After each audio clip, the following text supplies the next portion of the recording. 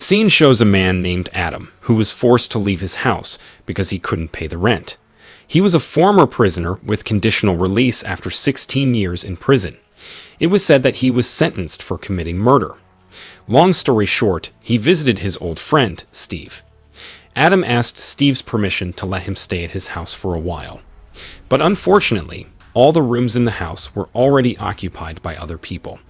However, Steve was feeling sorry for Adam, so he finally wanted to help him.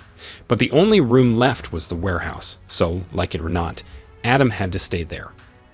Even though the warehouse was very dirty and messy, Adam was still grateful instead of having to sleep on the roadside.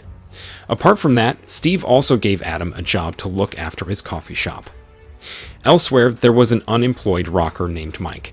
Because his band failed miserably, he was forced to run an illegal business belonging to Lef, who was none other than his own uncle. Lef was a gangster boss who had some illegal business. That day, Lef asked Mike to do the illegal transactions, which is a weapon purchase. Then Mike met two arms sellers who were on standby in their car. But instead of serving Mike as the customer, one of them was busy playing a mobile game. Mike, who felt neglected, finally reprimanded the man, making him very angry. But the threat was just a prank.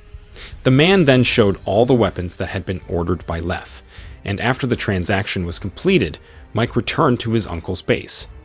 There, Lef was actually angry because the weapon was wrapped in a paper bag.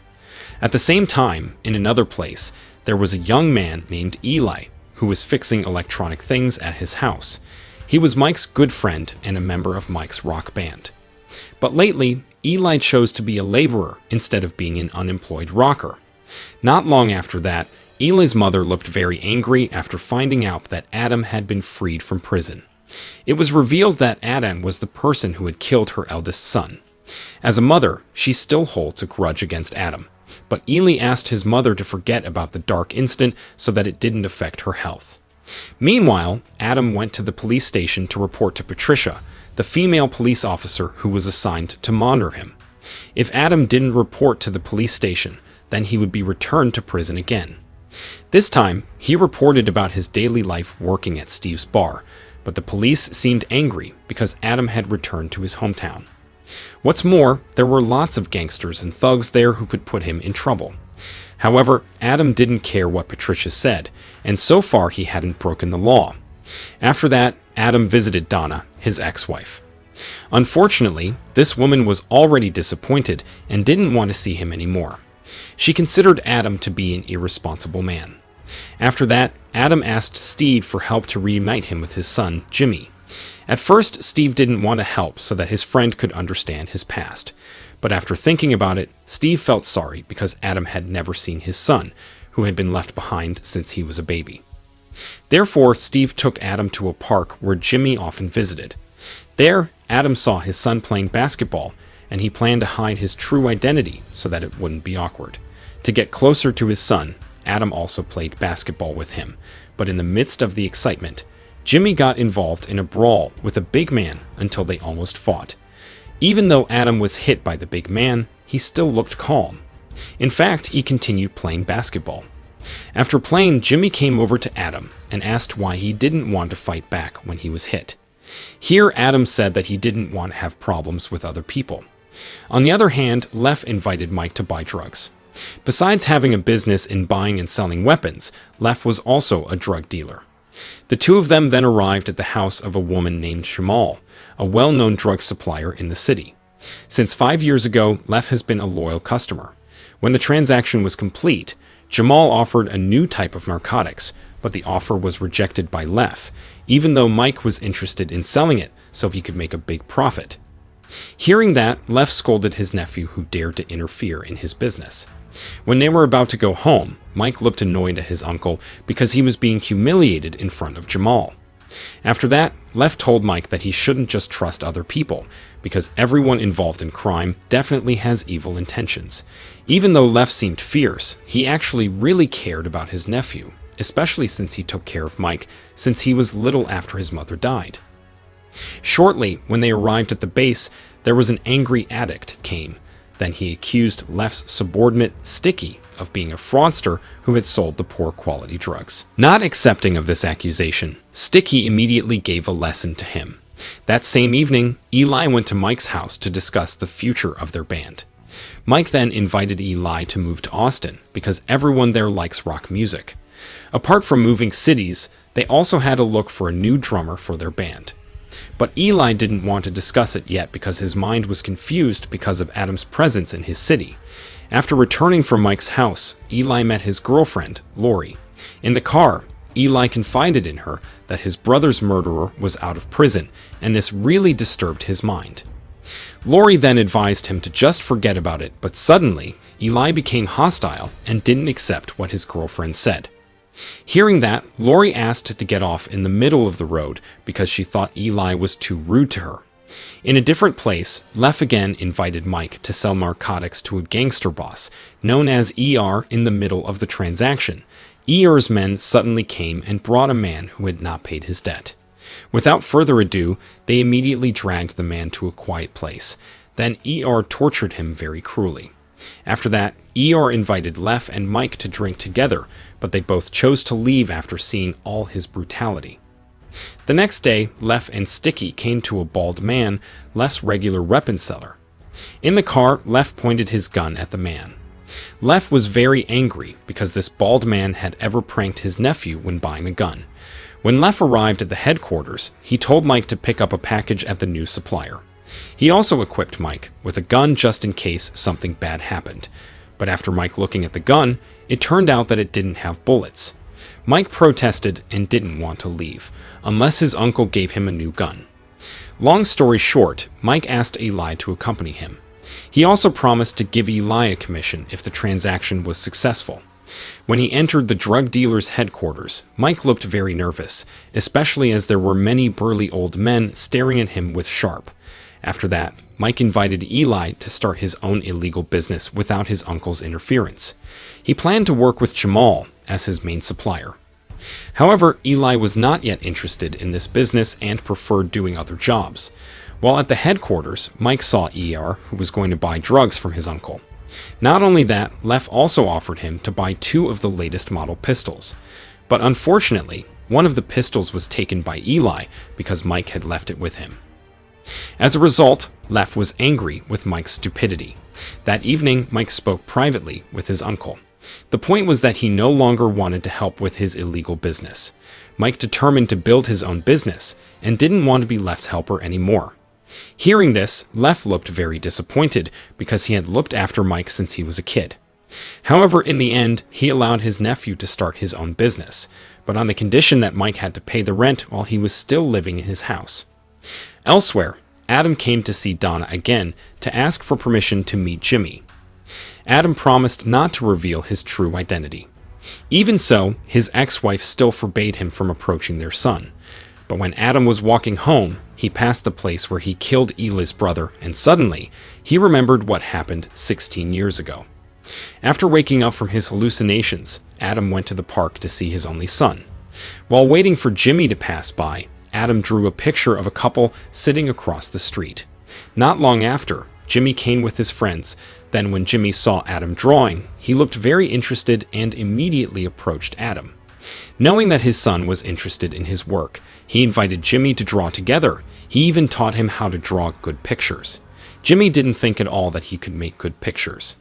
At this moment, their relationship became even closer, even though Jimmy didn't know yet that Adam was his father.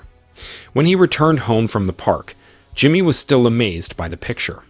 But when Donna saw it, she looked very angry because the picture was very similar to Adam. She immediately snatched it from Jimmy's hands.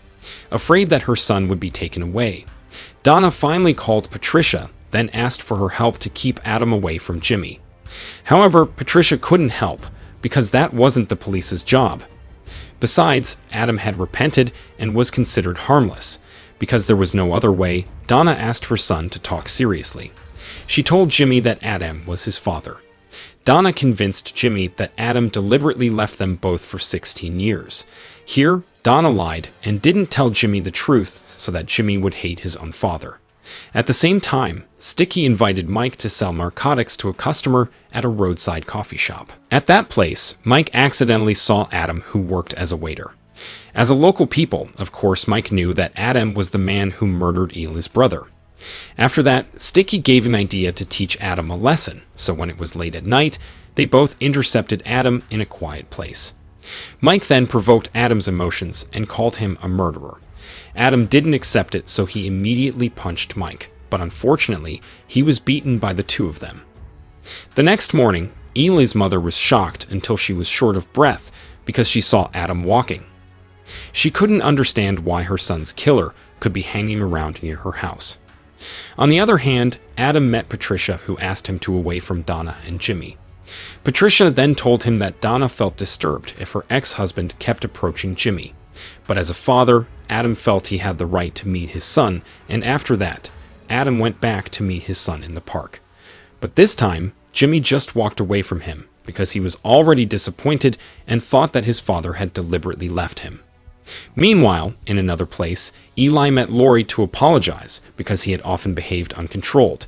But unfortunately, Lori was fed up and wanted to end the relationship. Eli didn't want to break up with his girlfriend, but Lori had made her decision and she couldn't do it anymore. In the midst of his sadness, Eli was even shocked after hearing the news that his mother had fainted. Feeling worried, he rushed to the hospital to see his mother's condition. The doctor said that Eli's mother fainted after having a heart attack, and when Eli's mother woke up, she said that she saw her son's murderer walking in the middle of town, and this made her very angry because Adam reminded her of her late son. Eli tried to calm his mother so that her illness wouldn't recur. Then, when his mother was sleeping, Eli decided to go to Mike's place just to vent, but unexpectedly, it turned out he was having an affair with Lori. Knowing this fact, Eli immediately fought Mike brutally. When Eli was gone, Mike felt guilty and intended to apologize to him. However, Lori said that Mike didn't need to do it anyway. Her relationship with Eli was over. Even though his friendship with Eli was broken, at least Mike still had Lori by his side. That's why Mike wanted to invite Lori to move to Austin, because he was fed up with this city. To do that, of course, Mike needed a lot of money to be able to move to the city. Therefore, he decided to go to Jamal's house and planned to ask for narcotics that could be sold. When Mike arrived at Jamal's place, he immediately conveyed his intentions. Then Jamal told him to meet a man who would give him a supply. Before looking for that person, Mike met ER first. Here, Mike planned to borrow money so he could pay for Jamal's narcotics. After that, he would sell the drugs to ER at a higher price. But as an experienced gangster boss, of course ER couldn't be tricked that easily. In the end, Mike was forced to provide a guarantee. He promised to bring his uncle's car as a proof that he was very serious about this business. The next day, Adam returned to meet Jimmy, who was hanging out with his friends. And again, Jimmy, as an unstable teenager, didn't want to talk to his father. In fact, he still refused when Adam persuaded him with money. Adam then decided to go to his ex-wife again, and this time, Adam said that he still loved Donna and wanted to improve their relationship. Adam was sorry for his actions in the past. However, it seemed that Donna couldn't forgive Adam and asked him to stay away from Jimmy. Even though he was forbidden to meet his son, Adam still went to the park. Surprisingly, Jimmy wanted to talk to Adam again. Adam then explained the real reason that he disappeared for 16 years, because he was in prison. So, when Adam was young, he and Steve were good friends. But one day, Steve seduced a woman who apparently already had a boyfriend, and the boyfriend was Eli's older brother. At that time, Eli's brother didn't like Steve's actions, who dared to seduce his girlfriend, so he immediately beat Steve. But on the other hand, Adam also didn't accept it if his best friend was beaten. Then, Adam took his father's gun and went to meet Eli's brother. At first, Adam just wanted to scare Eli's brother, but Eli's brother was actually attacking him, and without realizing it, Adam opened fire, killing Eli's brother. After telling Jimmy about his dark past, Adam apologized to Jimmy because, after all, his son had lost his father figure since childhood. After that, Jimmy went to his mother's workplace. Here, Jimmy said that he already knew the truth about his father, and from now on, he didn't want to be controlled by his mother anymore. As a son, he felt he had the right to meet his father at any time. Hearing this, Donna finally gave up and then called Adam to tell him that he could meet Jimmy whenever he wanted. Apart from that, Donna also wanted to improve their relationship for the sake of their son. Hearing this, Adam felt very happy to be reunited with his little family. On the other hand, Eli seemed to have returned to work, but his thoughts and feelings were still confused because his mother hasn't recovered yet. Not only that, he was also angry with Mike and Lori, who had betrayed him. This made him unfocused and often threw tantrums at work, until finally, the project manager felt fed up and immediately fired him. That evening, Eli followed Mike, who was with Lori. When Mike passed the alley, Eli immediately tackled him and pointed a gun at him. Eli threatened to kill Mike if he was still in a relationship with Lori. After that, Mike hurriedly went to the place to get Jamal's narcotic supplies, but the man who guarded the place asked for money first. When Mike had been waiting for a long time, he started to worry because the man hadn't sent the goods. Mike finally banged on the door and realized that it was a citizen's house. Mike immediately felt that he had been cheated by Jamal. It seemed like this was the punishment for him for betraying his own friend. Without wasting any time, Mike immediately went to Jamal to ask for accountability, but unfortunately, he was held at gunpoint by Jamal's men. And after being thrown out by Jamal, Mike met ER and said that he had been cheated, so he couldn't pay off his debt. Hearing the bad news, ER was furious and immediately tortured Mike cruelly. Now Mike had to look for a way to pay off his debt, because ER only gave him 1 day at the latest. He finally decided to rob a minimarket. At the same time, Eli was at Steve's coffee shop to calm himself down, but his anger got bigger after seeing Adam working there. When the coffee shop was quiet and about to close, Eli used this opportunity to avenge his brother so that his mother could calm down.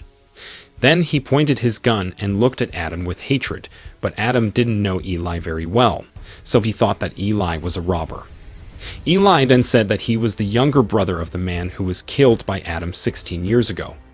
Adam was shocked and immediately apologized to him. Not long after, Mike suddenly entered the coffee shop, intending to rob. Eli, who felt angry, immediately shot Mike straight away. Adam then tried to calm Eli down and said that he would help him so that he wouldn't be caught by the police. But unfortunately, Eli had already taken revenge and chose to shoot Adam without hesitation. The next day, Donna and Jimmy received news that Adam had died. Donna felt very devastated because Adam had promised he would be a good father and husband. Meanwhile, Jimmy had to lose his father forever.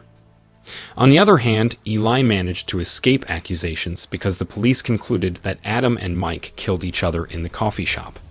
At the same time, Lev thought that his nephew was killed by ER, so he went to this gangster boss and immediately finished him off. At the end of the film, Jimmy decided to study fine arts so he could draw his father's face and remember him forever. The end.